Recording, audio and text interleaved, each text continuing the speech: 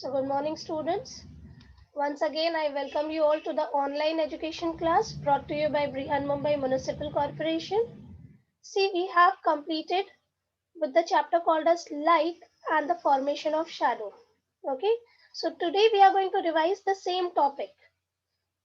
So let's start. Now in this topic we have learned about the propagation of light. We have discussed about propagation of light. We have discussed about the reflection of light and the formation of shadow. We'll just revise these topics. Now we all know that it is because of light that we can see the object around us. If we are in a dark room, okay, where there is no light, we won't be able to see any objects, but only due to the presence of light we could see the objects clearly. Okay, then we have classified the object into two types. The first one is a luminous object. Luminous. The word luminous itself tells emitting light. Okay, the meaning is to emit light. So, luminous object means the object which could give out light or which can emit light are called as luminous object. Okay, like the sun, the star, and the candle.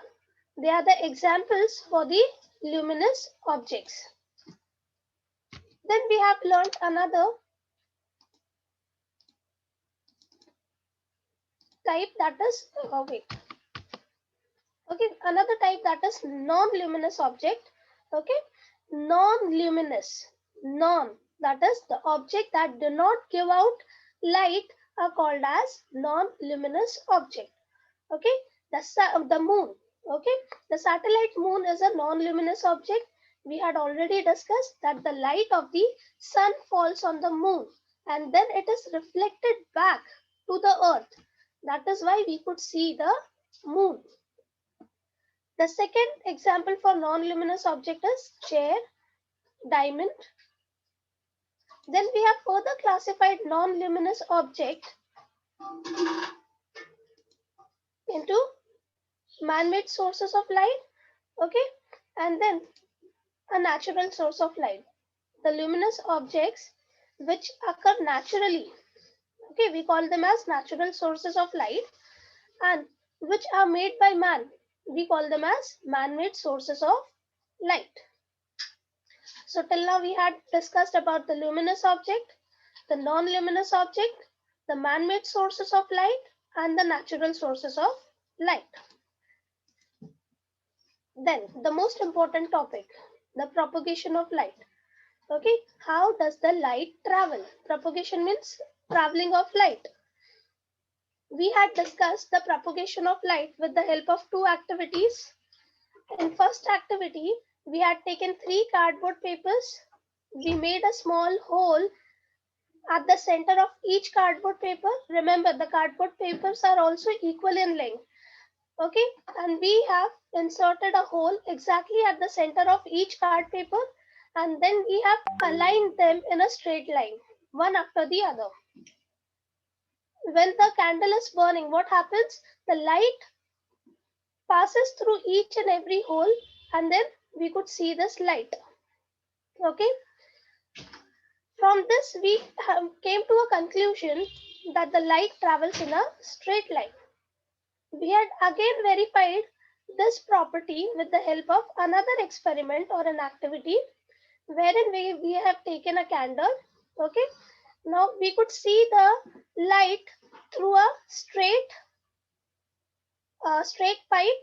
Okay, but if we bend this pipe, we couldn't see the light passing through this pipe because the rays of the light get blocked over here, which again shows that the light travels in a straight line. So the very important property that we have learned is the light travels in a straight line. And this property of the light, we call it as linear propagation of light. Then we had learned about the reflection of light. Like see, when we are in a very dark room, wherein there is no light, what happens? We cannot see any object. But as soon as we switch on the light, what happens? We can see the object very clearly. Okay, so what is the reason behind it?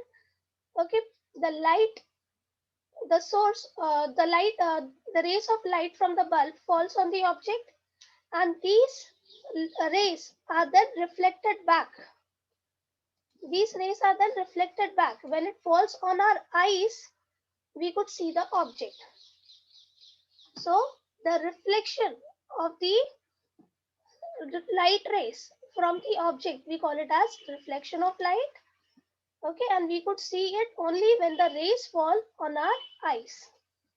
So another important property of light is the reflection of light that we have learned. We can see the object only when the rays of light are reflected back from the object to our eyes. Next is we have learned about the mirrors and the reflection pattern. We all have observed ourselves in the mirror, and the mirror captures all the details, all the fine minute details. So if you see this, there is an image of a girl appearing on a mirror. So now just tell me the properties. We'll just revise this. The image formed by the mirror is upright, that is erect, it is not inverted, it is upright. Secondly, the image formed is the colored ones. And the most important, if you see, the left and the right side of the original object appears to be exchanged in the mirror. The left and the right side of the object appears to be exchanged. So this, if this is the left hand of the girl, in the mirror it would appear to be at the right side. The most other important thing is the mirror. The size of the image will be the same as that of the object. Here the size will also be the same. Next we have learned about the image. Okay, the nature of the image formed by a pinhole camera. Now the pinhole camera is the simple camera that we can construct at our home also. And this will help to learn about the basic property or the basic working of a camera. We had taken an activity of a candle. Okay, we had constructed a pinhole camera using a paper. We had made a small hole in a paper, and we had applied we can use a butter paper, that is a translucent paper, and if the paper was not translucent, we had applied a small amount of oil on it to make that part translucent, to make it as a screen.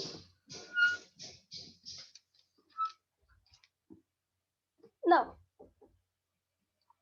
when we kept a candle, what happened is we could see the inverted image of the candle on the screen. Inverted image of the candle on the screen, the flame. Remember the flame in the inverted manner? So how was the image formed? If you see, why is the image inverted? Now see, the rays of the light is moving from here. The rays of the light is going in this direction. The ray of the light is moving in this direction. And because of which what happens is we can see the image in the inverted form. And that too the image is diminished. Okay, so the nature of the image formed was inverted, it was diminished, and we could find it to be colored. So the nature of the image formed by the pinhole is inverted. I'm repeating again, is inverted. Diminished means it appears to be in smaller in size. So diminished, and we could see the colored image. Now here an example of a tree was taken. Okay, through the pinhole camera, it appeared to be in inverted manner.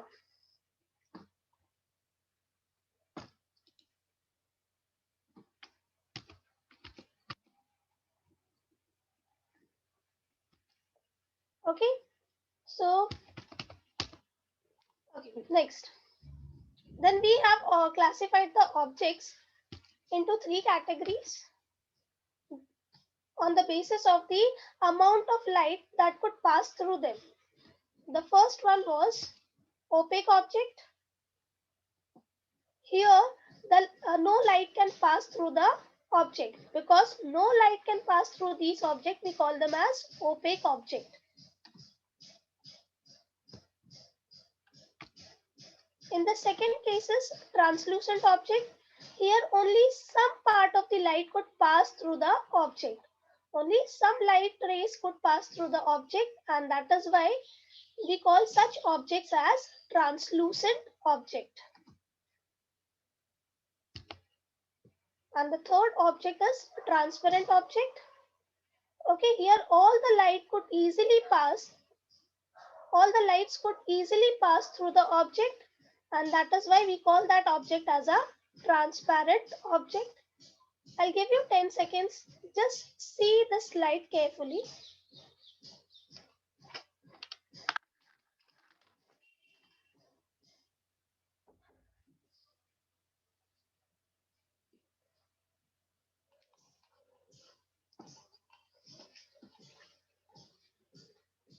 So we have classified the object on the basis of the amount of light passing through them into opaque object, translucent object, and transparent. Opaque object does not allow light to pass through it. Example is the bag. Translucent object allows some light to pass through it. Examples are the sunglasses. Transparent object allows all the light to pass through it easily. Examples are the glass window. Then we had learned about the formation of shadows. Okay, the dark area which is formed because of an opaque object is called as, in the path of light, is called as a shadow. We call them as a shadow.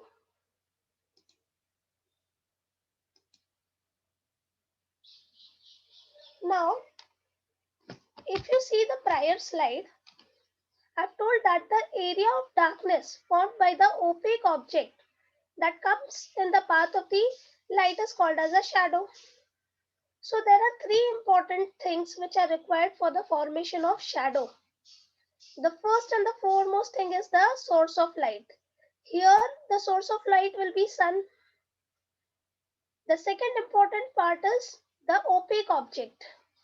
The man who is standing acts as an opaque object, and the screen on which the shadow is formed. So what are the requisites which are required to cast a clear shadow? The first one will be the source of light, which can be a tube light, which can be a sunlight, any luminous object. Okay, if the shadow is to be formed in a room, then a less bright room should be there. A wall or a screen or a ground where the shadow can be cast. And the most important thing, the object, and that should be opaque. Okay, an opaque object in the path of light. So, see, the shadows do not always give the actual size. And now during the early morning time, we can see a longer shadow. But during afternoon time, the shadow is the shortest. And in the evening time, again, we could see the long shadow. As the angle between the luminous object and the opaque object is greater, the length of the shadow will also be greater. But if the angle between the luminous object and the opaque object is lesser, okay, then the shadow formed will also be shorter in size. Now we'll see, we have revised this chapter. Now we are going to discuss some question answers. Be ready for it. Okay, the first question is, when the light passes through a prism, okay, now it gets separated into dash colors. Now prism is a triangular glass, okay, triangular glass through which if we pass a light, it will split into how many colors? Just unmute the audios and answer the questions. Yes, dear? 7. Very good. It will split into 7 colors. Now see, this is a glass mirror. If we pass a light through the prism, it again scatters into, it splits into 7 different colors. The Vibgyor, the rainbow colors. Now, the next question is, a shadow is formed when a dash object comes in the way of light. Transparent or opaque? For a formation of object. Teacher, opaque. Teacher, opaque. Very good. It's an opaque object. Opaque. Okay. So, for a formation of shadow, opaque object is necessary. Now the next question, see the question carefully.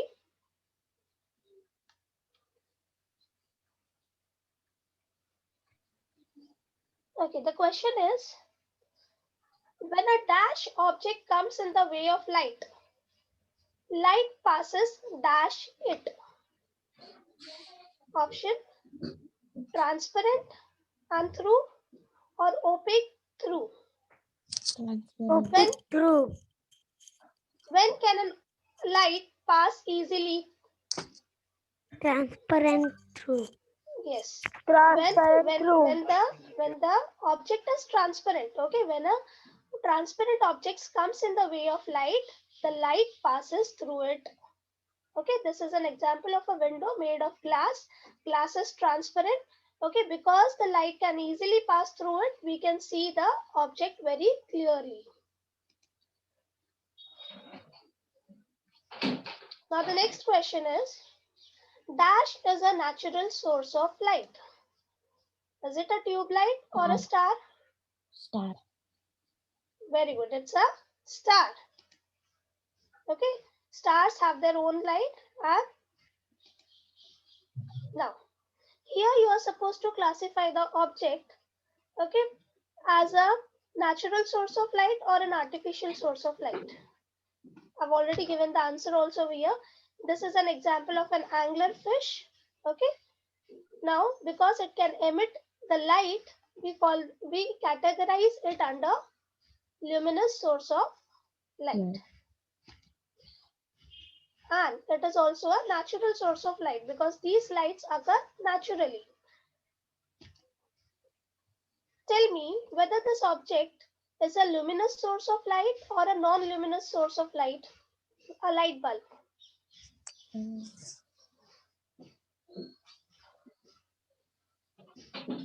Yes. Unmute the audios and answer the question.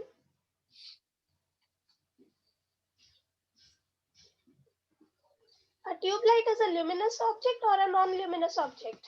Luminous object. Very good. It's a luminous object. Now tell me whether this object is an artificial source of light or a natural source of light? Natural source of light. Sure, is it a natural source of light? Artificial source of light. Okay, because it is a man-made source. Okay, we call it as an artificial source of light.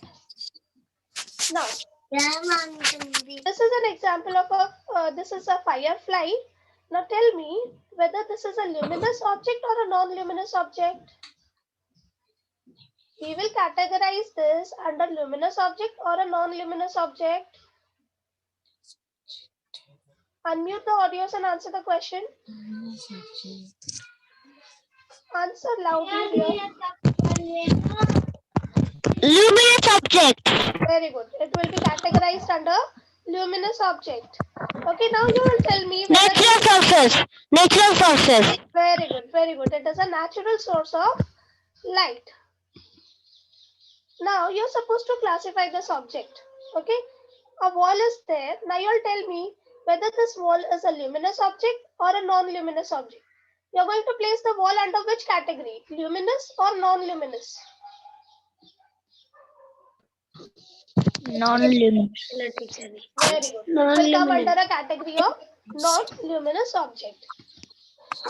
Next question. The flame of a gas or gas burner. Is it a luminous or non-luminous? Luminous. Very good. It's a luminous object. Okay, the flame of the gas burner will come under luminous category. Okay, next. Okay, pencil, is it transparent, opaque, or translucent? Categorize pencil. Opaque. Opaque.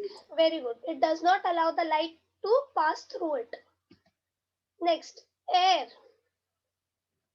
Air, is it transparent, opaque, or translucent? Translucent. Sure. Air is present everywhere.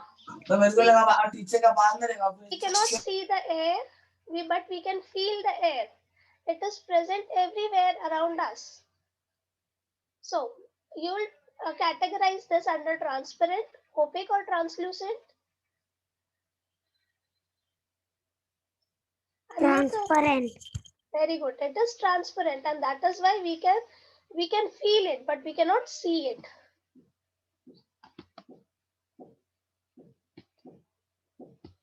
Now the next question. When can an object be seen?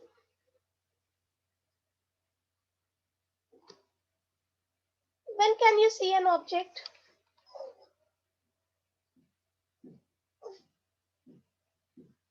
Teacher, when light is coming, then we see. Okay, when the light is reflected from the object, and when that reflected light falls on our eyes, we can see the object. Okay, very good. An object is seen when the light rays reflected from the surface of the object reaches our eyes. Now the next question, what is a shadow? You can tell it in your own words. What is a shadow? What do you think a shadow is?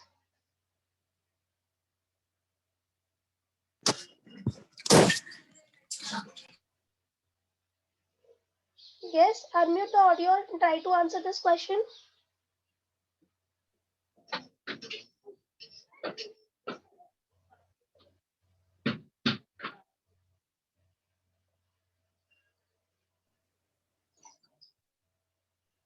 Unmute the Reflection.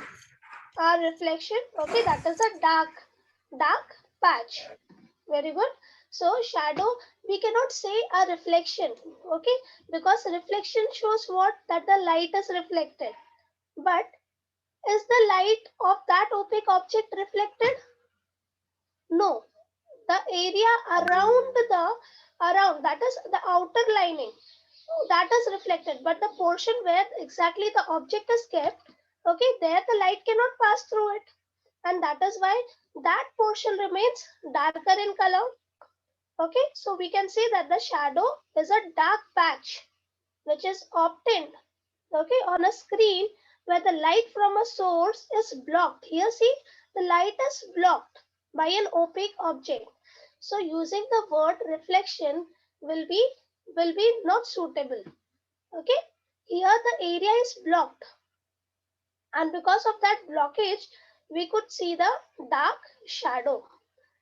Okay, so what is a shadow? It is a dark patch, okay, which is obtained on a screen where the light from the light source is blocked by an opaque object. Okay, is the concept clear to everyone related to shadow? I hope it is clear now. We'll move to the next question. Okay, the question is, what things are necessary?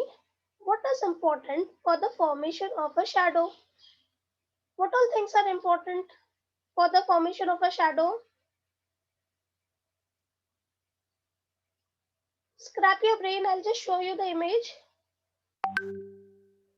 Okay, so first of all, the light is important. Okay, means the source of light is important. Secondly,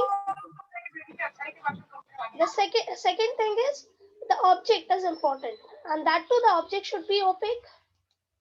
So an opaque object is important. And lastly, the shadow falls on the screen. So the third important thing is the screen on which the shadow will be formed. So there are three important factors which are necessary for the formation of shadow. The first one is the source of light. Second one is the opaque object. And the third one is the screen on which the shadow will be formed. Now the next question is, now you have to imagine this. Now in a completely dark room, if you are standing in a completely dark room, okay, you stand in the front of a mirror. If you are standing in the front of the mirror, will you see your reflection in the mirror? See the condition. The room is very dark and you're standing in front of the mirror. Very dark. So can you see your reflection in the mirror?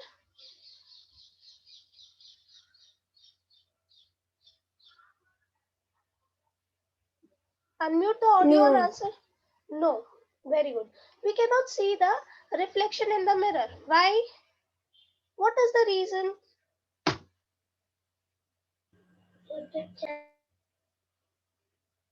What might be the reason?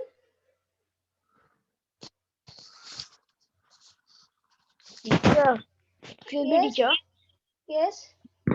Teacher, because there will be very dark and in mirror there will be black and darkness. That is why we will not see in the mirror. Okay. Good. Because here what happens is the light is not entering the room, right? Because there is no light in the room, and that is why we cannot see the image. Very good. So here in front of the mirror in a very dark room, we cannot observe our reflection. Okay, because the light does not fall on the mirror. If the light does not fall on the mirror, the light won't be reflected back to give our image. Now see, last time I had given you one question. I told you to scrap your brain. Okay, yes, you were supposed to answer me this question. Okay, the question was, when the birds or an aeroplane are flying at a great height. Now the question is, at a great height, we don't see their shadows formed on the ground. Why? See, they are flying at a very great height. Yes, Nambi, Nambi, please unmute the audio and answer the question.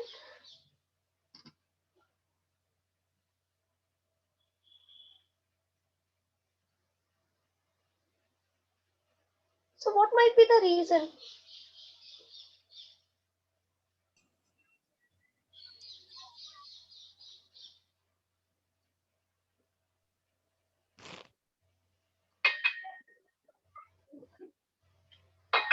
See, what happens is when the birds or the aeroplane are flying at a greater height, at a very great height, the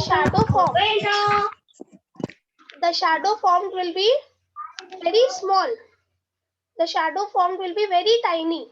Okay, the formation of shadow takes place, but the area of the shading or the shadow formation is very small. Okay, and it is so small that it is not visible. Okay, so higher the birds fly, smaller will be the shadow casted. And that is the reason we cannot see the shadow of the birds or aeroplanes which are flying at a greater height. See, the shadow is formed, but here the formation of shadow becomes smaller and smaller as the distance between the object and the screen increases. Okay, and that is why we cannot see the shadow. So if you have any questions or any queries related to this chapter, you can ask.